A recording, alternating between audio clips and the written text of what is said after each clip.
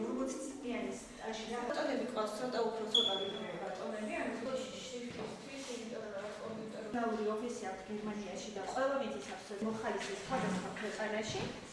ანუ ექსპერტების ბაზაში ეს სააგენტო ითვალისწინებს ექსპერტების უფასო ჩამოსვლას საქართველოში.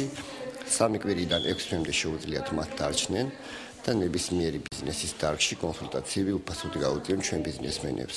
ვფიქრობ, რომ ძალიან კარგი პროექტები არის, ბიზნესმენები დაინტერესებულნი არიან და ესეთი კავშირებით ურთიერთობებით ვფიქრობ, რომ ჩვენი ბიზნესმენები იხელმძღვანელებენ ესეთი ფონდებით, ესეთი დახმარებებით და მას ბიზნეს გარკვეულწილად განავითარებენ. ეს ექსპერტები მზად არიან ჩამოვიდნენ ნებისმიერ ქვეყანაში, განვითარებად ქვეყანაში, მსოფლიოს სხვადასხვა ქვეყნებში და გადასცენ თავიანთი ექსპერტიზა აბსოლუტურად უფასოდ.